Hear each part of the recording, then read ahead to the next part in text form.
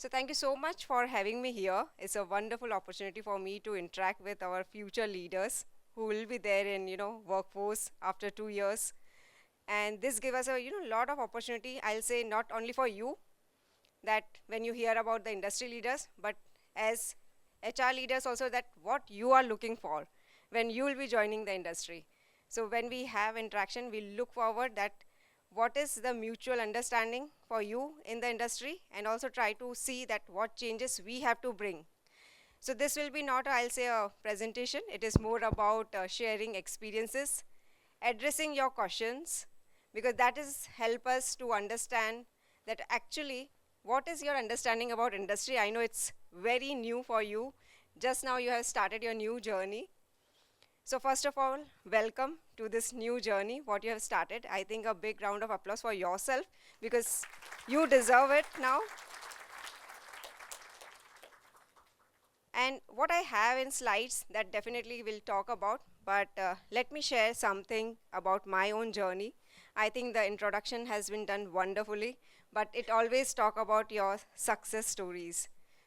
So as a leaders, when we talk about our story, it is not always we had only successes, we did had a failures as well. And I think that is something I want you to always remember. When you look forward to achieve any success, there will be failures. So be ready for that as well. And that will make you more resilient. I think you must be hearing a lot from industry leaders that you have to be more agile, more resilient, and how you will become that, it is more about how you have your mindset today, that how you handle the failures as well.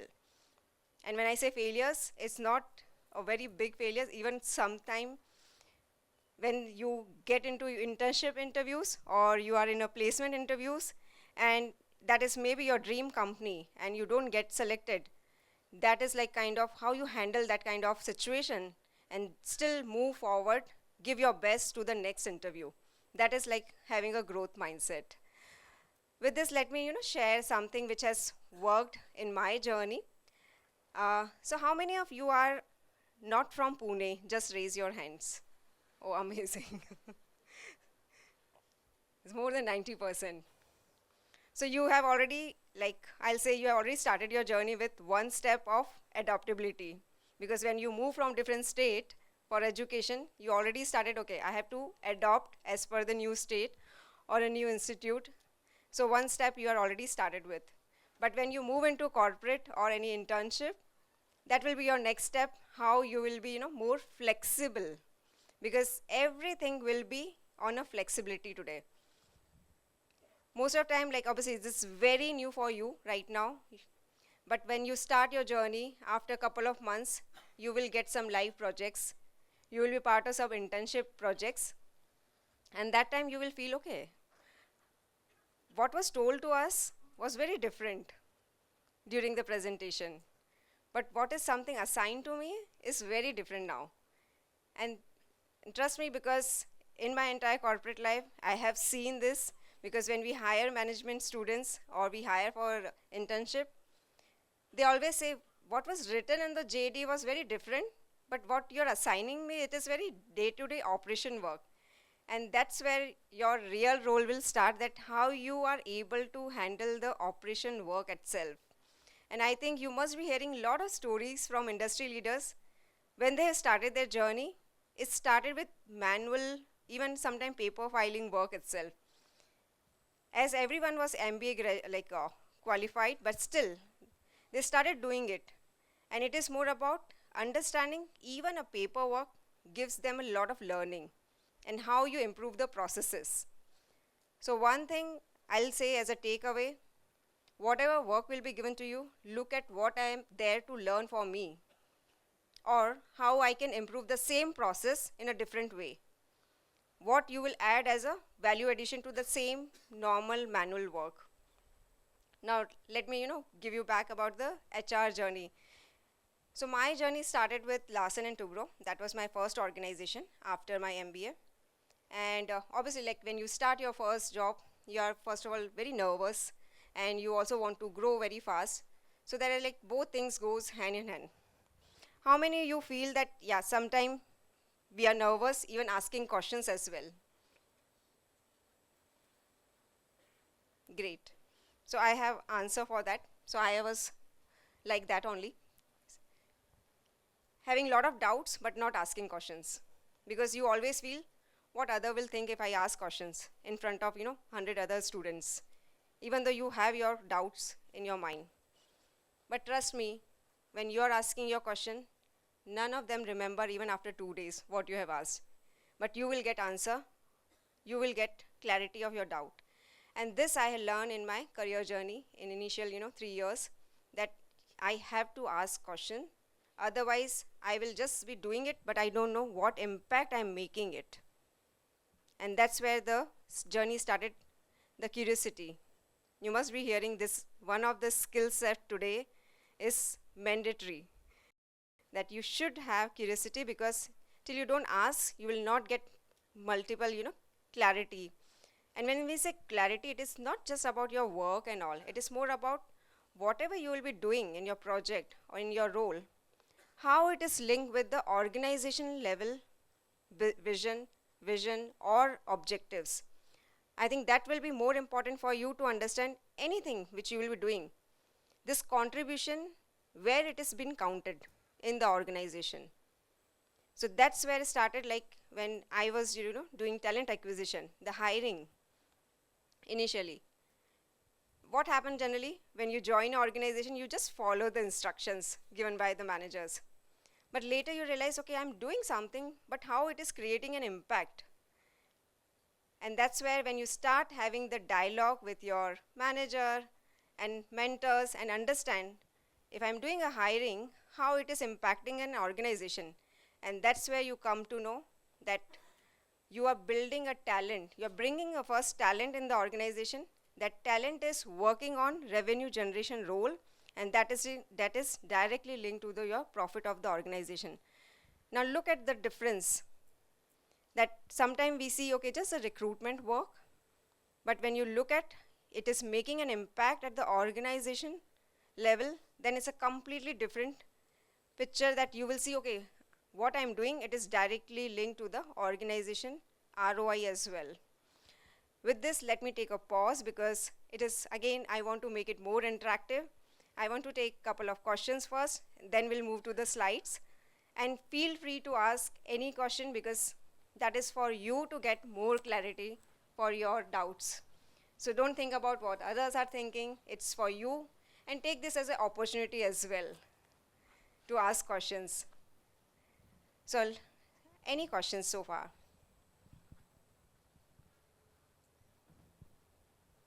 And anything related to, not I'm just what sharing, but anything which you have in your mind, something you want to know more about the industry, more about the career opportunities, more about the skill set needed.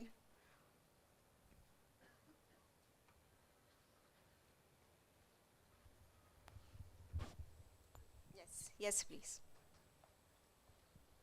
Jain ma'am, my name is Sanskriti Dubey, and my question is, what kind of qualities can a fresher student can acquire in the MBA journey and can put it in the resume so that he or she can stand out?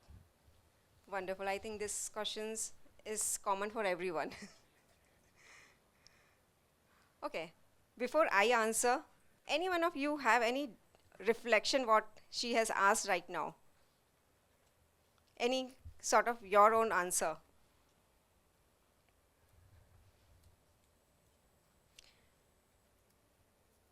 What do you think? What are the skill set required for you to get a right job? Yes, yes. Anyway.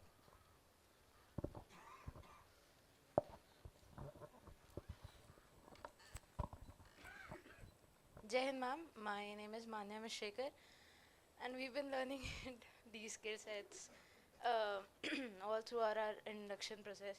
So these are communication skills and people skills, emotional skills, leadership skills, and the ability to have curiosity, learn new things, adaptability, technical skills, AI. I think that is it. I think she has covered all the skills which is needed. But I think these skills are common, and every student is going to put communication and soft skill and AI in that. I wanted to ask something unique so that I can stand out in my resume. Okay, I'll answer your question also. But what she has mentioned, anyone wants to add what she has already, defined some skills? Yes.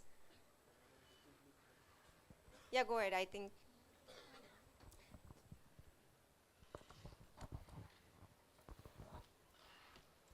Jai Hind, ma'am. My name is Anshika Kandele, and I think your attitude, your behavior is one of the thing that the HR or any company executive will notice towards others.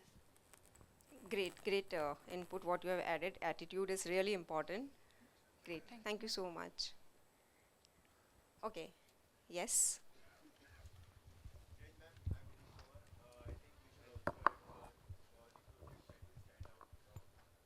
Correct. The projects to be added. So one thing, let me answer, like what you have asked, what are the skills? See, everyone can build a resume from AI or based on your job requirements also. And when you put those many skills, when we hire, even you mentioned 10 or 12, we will not shortlist any student based on what is mentioned on the resume. But when we interact with them, there are questions for each skills. And that's where come to understand, because if you mention emotional intelligence, if you mention leadership skills, we will definitely ask what you have demonstrated in last 2 years with the example that you can mention that you have led the team. So it's just not mentioning on the paper. Fine, that will, like, it looks good, but sometimes it is mentioned 12 skills. We also know that person can't, develop leadership skill within just 2 years. It takes, sometimes 15 years as well. For us also, it is a journey. We are developing ourselves into some skills. So sometimes when you mention, be clear that you have done something, or you communication is something, yeah, definitely everyone is mentioning. But when we talk about communication, again, it is not English speaking, it is more about clarity of thought. Are you able to influence others or not? Are you clear with your knowledge or not? So that is more, it is like when we say effective communication skills, that is the background what we check. Nowadays, even like when you go for any internship interviews, it is more towards case studies round. No more like we are having just a PI interviews. Because to look at the ability of the student, we generally give them a live case study or live problem statement where we analyze whether the person, what is the approach of that individual, whether they have a problem solving approach or not. Do they come with a critical thinking or not, or do they have a creative ideas or not? So I think when you mention, it is fine, look at individual, you as an individual, what is something you are good at. I think otherwise it's just what AI is generating resume. That is very much easy for us to recognize also that is it AI generated or is something like your own strength. Because when you define your own objective in the resume, when you mention your project highlights, what you have done, and then what is something learnings you had, that is will stand out, and major will stand out during the interaction, because how you explain your resume, that is more important. Sometimes like I can share you couple of sit down couple of examples also that so when we go for campus hire also, generally it's same set of resumes for all the students, and it's really difficult because everything is similar. Now when you start interacting with individual, then only will come to know who has done what projects, what are their learnings, what impact they have created, and what is their career goal also. Again, when you're preparing for your interviews, you should have clear goal, what is something you are looking for, why you want to join that organization. Now today, like if I ask any one of you, have you researched about Husk Power, the company where I work? Anyone? Or maybe I know you have 3 sessions today, so not got time, but I think this is something when we talk about curiosity, how much prepared you are before going for any kind of interviews. So Husk Power, we are into renewable energy. Yeah, please.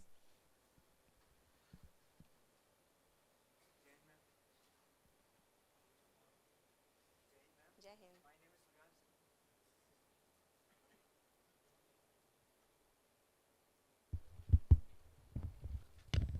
Jain ma'am, my name is Suryan Roy, and I have not researched a lot about your company, but I have studied it like an overview. So I just know that Husk Power is into renewable source of energy that converts energy and use it mainly for agriculture farms and provide it to agriculture areas. Thank you so much for taking the effort. So Husk Power, if I talk about, so it's a US registered organization. We have our headquarters in US. Then we have presence in India, Africa, and Europe and US, where we have more than 3,500 employees. We are mainly into generation of electricity, and this company, when we started in 2008, it was for supporting the rural communities in India and Africa, where there was no electricity. So we used to generate through mini grids, and we have 350 plants in India, and then we have 100 plants in Africa, and that's through which we are generating electricity today. We have now even into residential rooftop solar itself. So we have expanded now multiple business lines. So those who are very much inclined to build their career into energy sector, so you can anytime go and research about the company. So these are something like just a very quick inputs about curiosity, that when you are getting an opportunity to interact with the industry leaders, just on a phone only, just type the company name and just go through the details, what roles they are hiring. Because when you get a chance to interact with those industry leaders, if you start asking them that I have saw some position open in your website, are you looking for those even freshers also, as though most of the roles will mention experienced people. But even if you go and just take an effort and ask them, are you open for taking freshers, I think sometimes they do consider. So it's something you have to go in a different approach. Great. Any further question? Yes, yes. Jai Hind, ma'am. My name is Neha Tiwari. My question to you is, if you were hiring of freshers, what skill matter a lot? Is it AI proficiency or ability to learn and adapt quickly? Okay. It will be always both now, because people who, when you say learning agility, if you have a learning agility and adaptability, it means you already know AI, because AI is there already, and we expect like basic level of understanding or experience in the sense Power BI, dashboard, data analytics, or if you are from business analytics, some sort of experience in preparing the dashboards. So that is a basic now, the requirement. So even in HR, when we do hire, we have like data analytics as a one of the skill set, that how you analyze the data, how you can generate, prepare the dashboards, and how you can prepare the Power BI, because that has been taught in the institutes already. Ma'am. Yes. Jai Hind, ma'am. My name is Pramita Sengupta. So my question to you is that what is the biggest habit or mindset from the pre-AI workplace that students today must actively unlearn to be successful? Okay. I think unlearning is again depend on what education or what you have individual level, because for you I'll say unlearning is more about not unlearn, but you should be ready for the learning right now, because you are first time entering into the corporate world, or first time getting, or if you are experienced, then you already had some anyone here who have corporate experience? Yes. Okay. So we have few. Is it a project, internship, or you have worked in some of the I've organizations? worked for 1 year experience in BPO Okay. and have an internship experience for 3 months in content research. Great. So, like taking your example now, you have worked in a one industry, and later, say example, after you join any other industry or banking, FMCG, or IT, so you have to unlearn what was the way of working in Yeah. the previous company, Yeah. the kind of culture, your experience, something you have to unlearn and go very clear mindset, because this is a different industry, and every industry have a different processes as well. So sometime what happen, it happens in even experienced people, when they work in some other company and shift to the new organization, they continue to carry their previous company, the way of working, and sometimes that is where come unlearning, that you have to leave what was working in that organization, and when you're starting a new organization, what is something their value system, how they operate. So you have to learn and what are their practices again. So technology again, like every company has a different level of technology. Like when we talk about technology, IT will have a different level of technology which they are using. Manufacturing is having a different level of technology which they are operating into. So again, as an individual, when you are joining a different industry, you have to adopt as per the industry you are into, the company you are into. Thank you, ma'am. Thank you. Yes.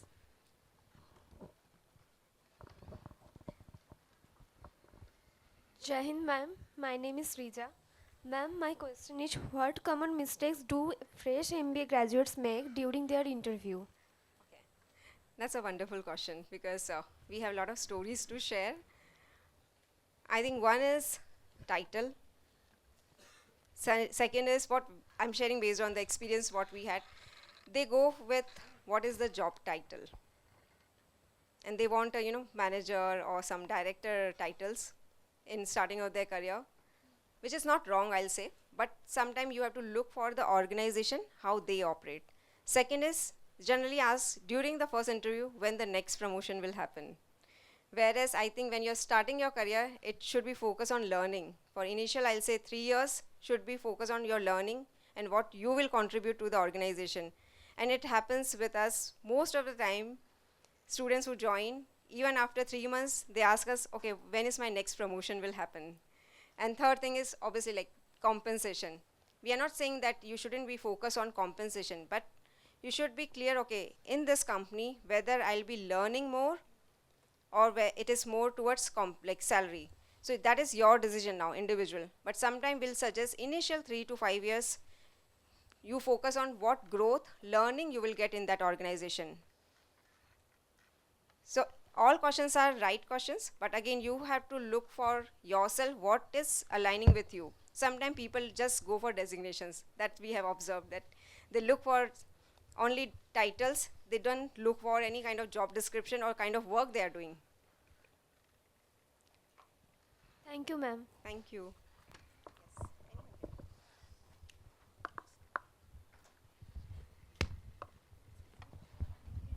Jai Hind ma'am, my name is Yash Mittal and I wanted to ask that since you are in the HR department and you have seen a lot of candidates, so according to you, what are the common mistakes that a candidate makes in an interview, like which puts a negative impact or a negative point on his CV or like on his interview? I'll say not negative impact, but because of some incidents that we don't get selected, it is more about sometimes what happened during the conversation when we ask, they just create a story rather than saying I don't know, because it's fair, you don't know, and it's completely acceptable to all the interview panel also that if you don't know, you don't know. But sometimes what happened, rather than saying the truth, okay, I don't know, they sometimes create some kind of stories, so that we immediately can judge about it that the student is making something, the story. Projects again, if you have done the projects, then only please mention in the resumes, because sometimes what happened, as a fresher, there are only 2 to 3 points which will be asked during the interview. That is the projects if you have mentioned. And if you have really done that project, then it will be more, detailed conversation happen. And then we'll come to know, okay, whether the person has actually done that project or it is just, mentioned. So sometimes what you're mentioning in the resume, it should be, validated by as an individual. Because generally, rest is your education level questions, generally what we check, technical functional knowledge, that is what we check. Rest is yes, how you prepare yourself. Company also, as a most of company will come and ask you, hey, what you know about the company, why you want to join our organization. So you have to prepare those answers. Jain ma'am, my name is Rohan. Ma'am, in your years of HR experience, you might have had to put someone on a PIP, right? So, ma'am, what mistakes should we avoid when we enter the corporate so that we do not end up in that situation? And even if we do, how do we get out of that situation? Thank you, ma'am. I'm happy that you know this terminology before joining the corporate also. That is PIP is Performance Improvement Plan. So just to tell everyone, because maybe it's not common for everyone to know what is this performance improvement plan is. So when someone joins the organization, there's a very clear KPIs or objective is defined for that individual, that and based on that their performance get tracked. that month on month, the line manager check what is given to them, whether they are able to achieve it or not.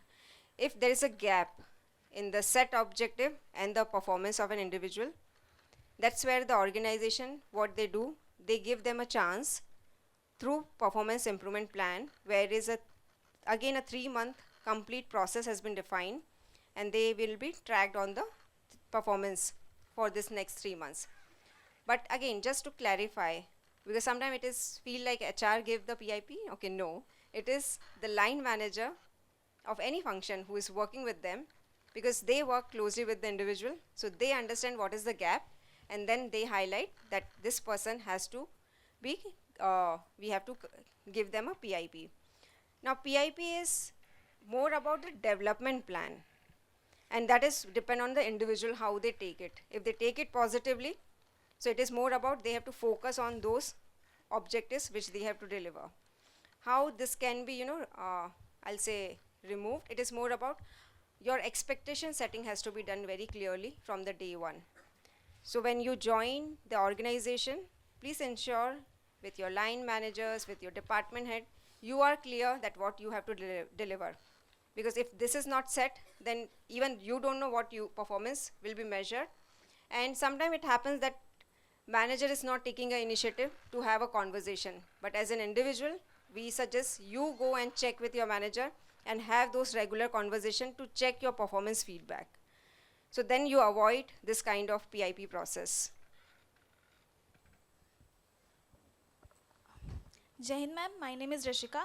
As you have studied from Accelerate Jamshedpur, so what experience did you gain from there which helped you grow in your career, and how Accelerate is different from other colleges in every aspect? So second question, I don't think so I have to answer, because every institute have their own, I'll say like learning for you. For me, okay, so different purpose was there when I went to XLRI. I did anyways MBA from Balaji Institute of Modern Management. And after having certain years of experience, then I went for the executive MBA. And that generally, when you do a executive MBA, that enhance your, again, the level of understanding for the HR subjects. So that was my purpose to, do the second level of MBA. So again, it is depend on individual what they are looking for when they go for any higher studies. So that always add something new into your, curricula, this resume, and then the learning. Because one benefit what I had, the alumni group of XLRI. So when you, anyways, like when you will have the alumni group of your institute, so that will help you to understand what is happening, and wherever you need support, you have an alumni group who support you very quickly. Yes.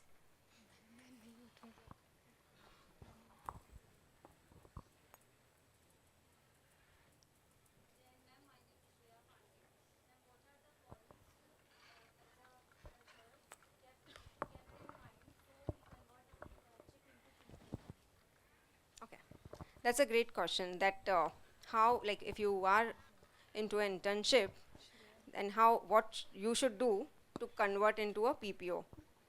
Because most of the organization, if you're working for 3 months or 6 months as an intern, they actually try to, convert into PPO, because already they have invested on a training, learning, and you also now understand the culture of the organization.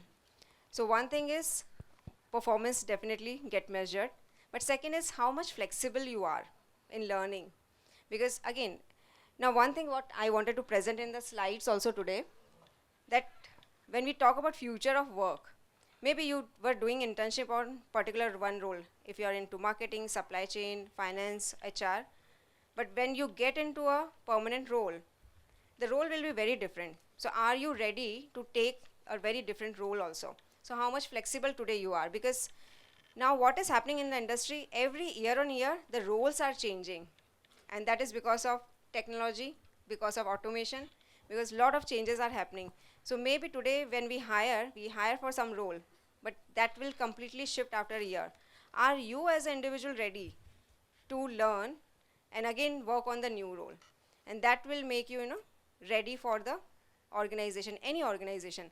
If you are flexible, the another point, okay, teamwork. That how you collaborate with cross-functional teams as well.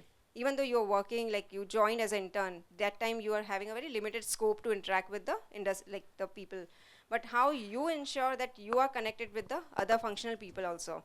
So that is again like when you are working for any of the projects, just don't limit yourself with the same department people. Try to interact with other department people, try to understand what this organization is all about, try to get as much information as you can, because that will give you a lot of knowledge. Thank you, ma'am. Thank you. Yes. Then you.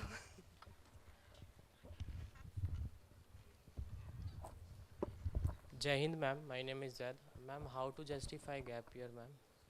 How to justify? Gap year after graduation. Or Okay. So for everyone, again, nowadays, if you have took a gap for education, or even like people do take a sabbatical for personal reason or any reason, none of the industry people look gap as a kind of drawback. Today, it is more about looked as a, first of all, your skills. Are your skills matching with the role or requirement what we are hiring for? Or what is your attitude, first thing? When you join the, like when we will be hiring, we will check 3 points. So we'll not look at if a person has took a gap because of any reason, but we'll look at, are you ready for the new challenges or not? Because mostly if you look at, the question will come on the functional know-how or the problem solving, or are you ready with the learning new things. So perfectly fine with having gap, because today completely that is the mindset shift happen in the industry people as well. Yes. Jain ma'am, my name is Rupa Prasad and my question is actually I am from commerce background, so I don't have much knowledge about AI. So can you tell me how we use AI to build our skills? How we use? AI Mhm. to build our skill. I think that research you have to do, or you have to join any of the, because there are a lot of online courses nowadays for Yes. AI, and it ChatGPT, must be so there in your curriculum also, some of the programs. So that's how you will be able to learn. So it doesn't matter whether you are from commerce or science or any other. If you want to learn AI, that is, you have to enroll for those programs and practice it. AI is more about how you practice and use on the data set. Okay, thank you ma'am. Yes. Jain ma'am, my name is Radhika Gehlot. I want to ask that do you consider students who have little less confidence and communication skill but have good technical skill as well as positive attitude? Yes. As I said, see, again, communication is, as in I said, it's not just we are looking for English speaking. It is more about, even in Hindi language, are you clear what you want to say? Any language. If you are clear what you want to say, that is more about for us is communication today. Are you able to, give the justification or logical reasoning answers? Language, English, Hindi is completely fine. But when you have a clarity of your thoughts, then you use any language, that will work. And that's where you, when you ask functional and technical, yes, that depth is required. So it's not like surface level, you have to be very detail oriented. So one thing today we are talking about, you all are talking about skills. One thing, your education, your foundation has to be very strong first, then this skill will build up. So when you are going through your now classes, what you are learning, that has to be very clear, because first thing we will check your knowledge about the subjects, then how you build on the skills, and then how you learn fast. So that will be the third level, that how when you adopt or you learn in the corporate world. Thank you, ma'am. And something like just as an advice, everyone can develop on the communication skills. Yes.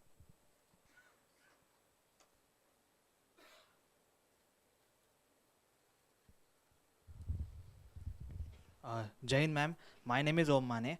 Ma'am, my question is, when a leader goes under a lot of pressure of the work, he feels overloaded or lacking the confidence, and it affects his or her working levels. And what should he do to fix it? In most of the corporate roles. Great question. Yes, today I'll say not only leaders, sometimes it happens like everyone is going through a pressure situation. But what as in corporate, or I'll say as a HR leaders, what we try to do, there are a lot of best practices we are running in the organization. So even though like there is a lot of pressure on numbers, there are a lot of pressure in projects closure or client requirements, but we try to ensure that people are taking in between time off, taking a break. They have some work-life balance as well, so they can completely off from the work. And then again we have like counseling sessions internally. So we partner with some of the organization who provide those counseling sessions and employee assistant program. So sometime it happen that pressure is more about what is the workload or what your deadlines are, which is not possible to change. But now how to handle it, for that we do a lot of training programs internally. So internally we do for leaders, managers, mentors, training programs, how to handle those situations. So what we do generally, like in a corporate, we assign mentors also, even at a leadership level. So if you look at a CEO level or any senior level, they have a coach. And then they get those coaching sessions. And that is like kind of a guidance. They get how to handle those situations and then how to, build again their team. So there are, different ways through which we try to ensure that everyone is getting how to manage those situations. Thank you, ma'am. And sometimes it is individual also can manage it, because okay, I'll tell you one few of the examples. So I have worked in Indian multinationals, I have worked in American company, UK based organization, Swiss organization. Every company has a very different kind of culture. Now as an individual, what happened, even though company is not expecting you to work after 7 p.m. or their official time, but as an individual, people themselves not shutting down their work, and they are continuously working, they're checking in their emails on vacations as well. So that create unnecessary pressure. That creates unnecessary, as though you are on vacation or as though this is your off time, but still if you are continuously checking your emails, you are continuously thinking about your work, that's create more pressure. So that's where we generally try to ensure that people after their working hours, they are not checking their emails. And if it's a weekend, like Saturday, Sundays off, they are not working anyone. No, it's a very clear guidelines in most of the Swedish company, no work after working hours. So sometimes we have to even tell them that you don't have to work after working hours. Yes. So it is more about self-discipline as well.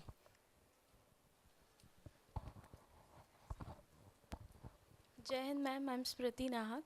I have a question that what is a one reality in corporate life which actually a MBA student not prepare for that, and other I'm thinking that we are thinking about the corporate life or something, but those things are exactly not in corporate.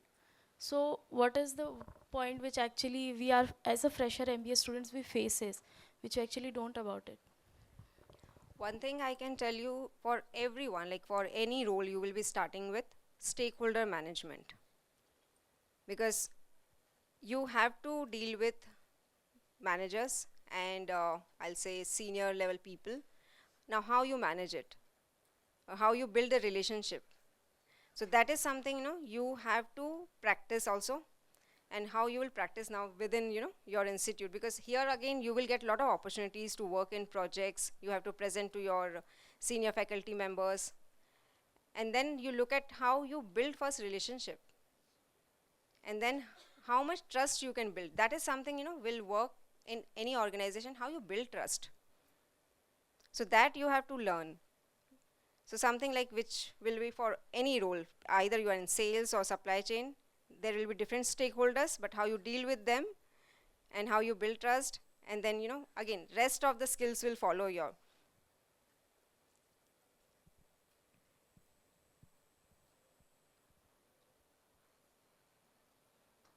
Jai Hind, ma'am. I am Amrin Khan. So, as you are HR, so do you face any problem because of AI? Because everyone's saying AI taking over AI HR jobs. Okay. So yes, AI is not only HR. We hear a lot about AI is taking a lot of roles, not just limiting to HR for most of the roles. Now let's understand first thing, it is not they are taking the roles. When you are automating the processes, so people who are doing the manual task, that has been shifted now. And what has happened, like, okay, let me explain you more with the examples. So in recruitment in HR, where we had a 10 people team, and everyone was what they were doing, they were getting the profiles, going through the resumes, opening the resumes, checking whether it is matching with the roles or not, calling them, then lining up the interviews. Now with application tracking system, one of the AI tool what we integrated, thousands of application get reviewed within 1 hour. Now it is what happened, like technology has completely, reviewed, screened. Now they are giving a shortlisted profile. Now the even technology is scheduling the interviews, video interviews first, giving us an assessment report, and then only the final interview we have to take. Now you look at the time saving. Do we need 10 resources? Maybe not. So what has happened? Then we have to look for how we'll train, upskill our people now, so they can do some different task. So most of the industry today, what is happening is people have to upskill, and that's where come that you have to learn technology. There is no excuse for that. You have to learn technology, and then you have to look at how it can be utilized into your role as well. So that is changing right now, because most of the roles which is earlier more of a manual task, it is AI is doing. So then you have to learn how to use the AI tools and get the results. So in that we are facing some challenges. So people have to adopt and learn now new technologies, because everything is through system today. So people have to learn the systems, how to operate in the system as well. Thank you. Okay. Okay, so let's look at some of the data set. I think few of the points already been covered here. Let me come here because I can't see.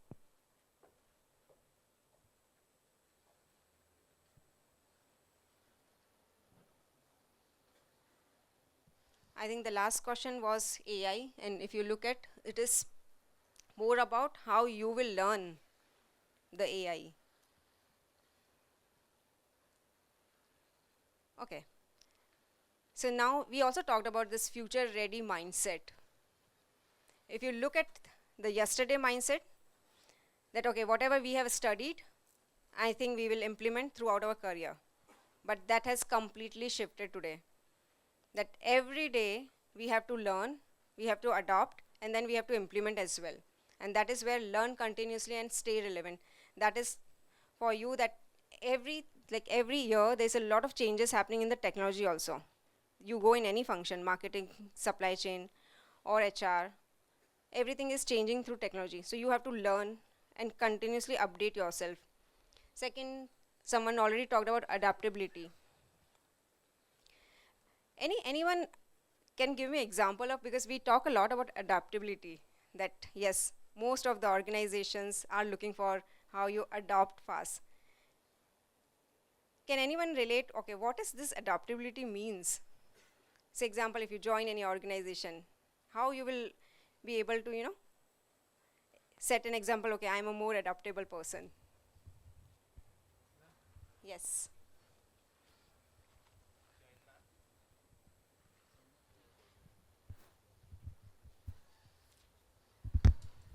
Jai Hind, ma'am. My name is Samarth Nathe. Uh, as we are, this is the 10th day of all of us here. So I will just share an example, a little example of adaptability, for which all of us can relate. That the uh, time schedule we have adapted over here is from 7 a.m. to 7 p.m. Most of us are in habit of waking up at 9 or 10 and got get into the bed late night. So yes, we have adapted the time schedule over here. So that's an example from my side. That's a great example. I think that is where this kind of examples is required. So when you move into any like internship or even here, what is something changes you have brought and aligned with the ecosystem here? And that is what is adaptability is all about. Then we already talked about human plus AI collaboration and skills and learning agility and having a problem solving mindset. How many of you are, want to start your career with a startup organization?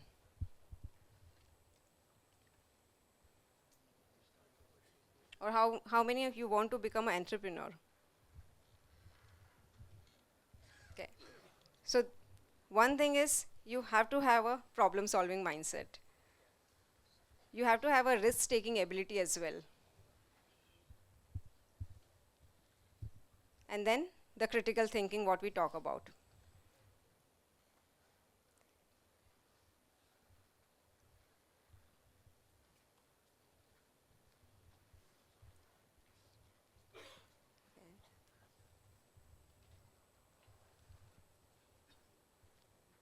This let me just quickly explain, and if you have any question, then please ask me. Some of you ask like, okay, how you look at the success or how you will want to, get the success. One is taking ownership. Because I talked about failure, how you handle failure. Another thing is how you take the ownership. And that is, we are still in the corporate world, we are still, driving it for managers, that taking the accountability of your own work. And that will make you successful. Once you start taking the ownership, and ownership have a lot of, again, lot of steps. How you communicate, how much transparent you are in the communication, how you update the things. Again, like all of you must be having a very clear goal that after your MBA, what you want to do.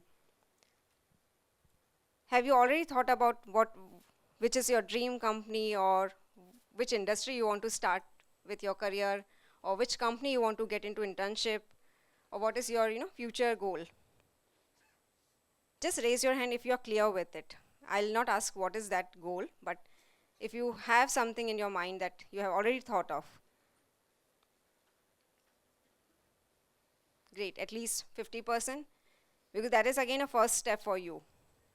So those who are still not define their vision, first thing is define your vision first. Then list down the companies where you want to do the internship. When you are interacting with those industry leaders, try to build connection. Maybe they are not from the same industry or company, which is your dream company, but they must be able to help you to connect to the right people. So networking is very important for all of you.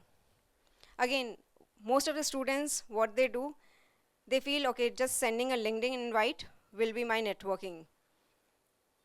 That is not a networking. Or sometimes they just drop in message, okay, do you have any internship requirements? Do you think just sending this message will help you to get an internship? So you have to define very clearly that what are your strengths or what you as an individual are good about, and then you have to look at the company, what they generally into, and then you mention, okay, how you will add value if you join as an intern in that organization. If you draft that kind of a message and send it to anyone like in the industry, they will at least reply to you. So that is more about how you build relationship and connections.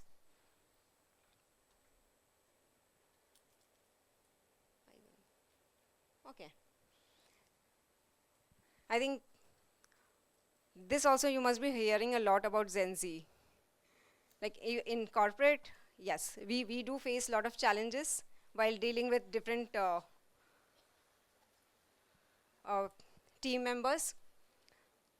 So we have multi-generation workforce in the industry, and it becomes difficult to manage it because you have very different level of expectation. And just as initially someone has asked. So we are very happy because the generation who joined right now, they first day itself ask very clearly what I have to do, these are my working hours, or when I'll get a promotion, when will my salary increment will happen. Whereas if you look at people who are working from 15 years to 20 years, they will never ask those kind of questions. So that's like how you deal with the generation who is very much focused and outcome driven today. And they want to see quick results as well. And they want to get a recognition also. Are you aligned with that? So if you do something, you want to be, get recognized or not? So what motivates you? So it's generally what we try to understand this generation, what they are looking for. What is motivation for them? If I may ask, what is your motivation drive? If you accomplish any project.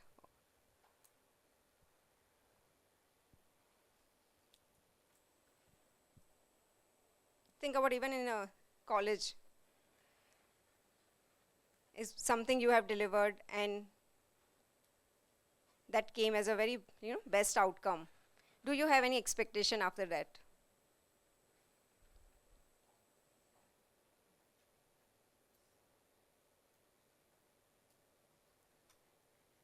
No expectations? Yes.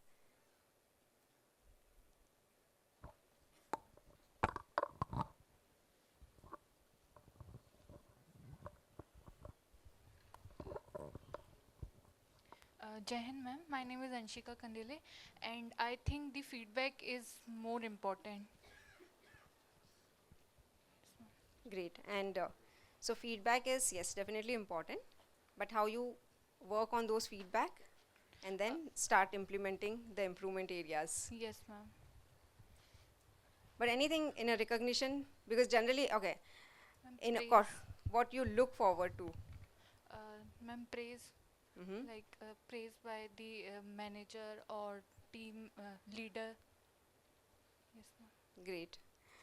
So we have, Gen Z in our organization as well. And whereas they are very clear what they're looking for. So they will not say that, because earlier we used to have our rewards and recognition program where we had like, obviously like note from senior management, in newsletter or certificate or accolades, but they say this will not motivate me. I need time off. I need a, some trip sponsored by the organization. So there's a very different need which is coming from the younger generation.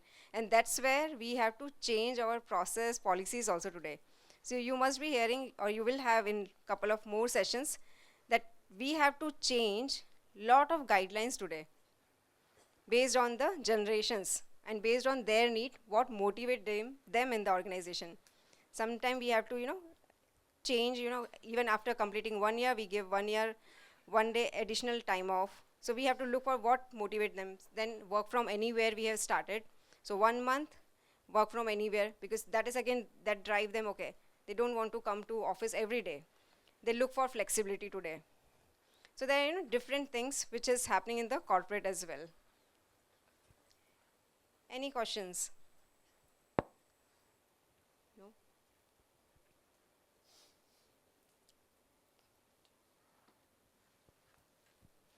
I think that slide is very clear. I think you all know what is your goal and you only have to, put efforts toward it.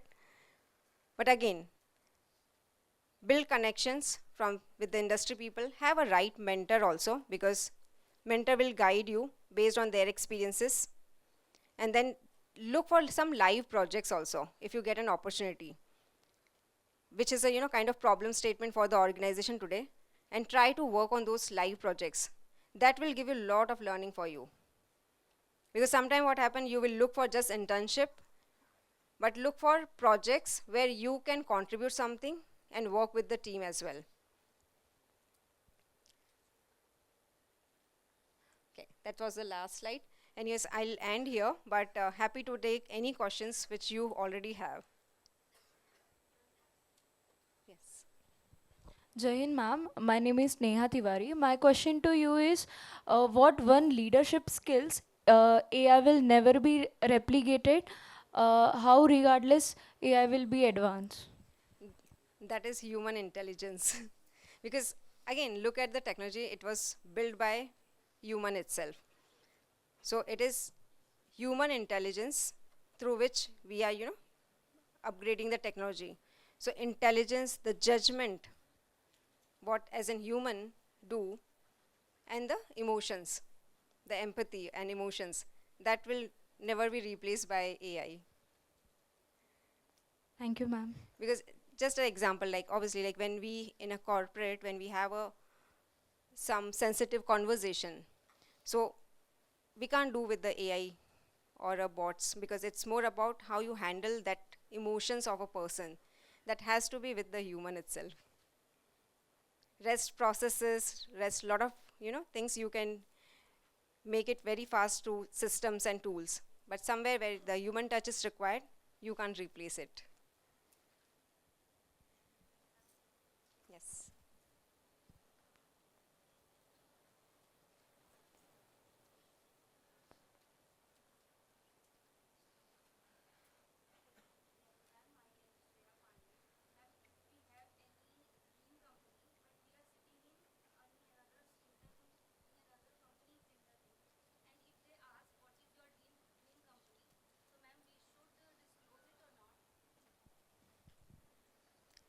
Okay.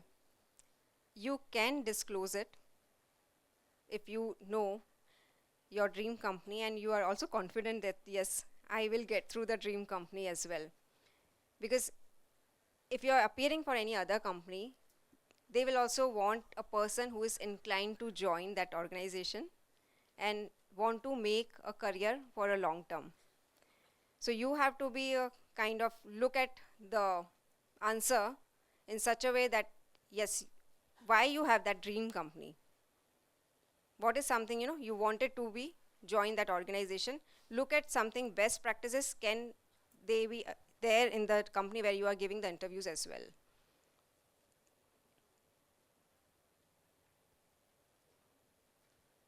I think sometime you have to answer smartly as well.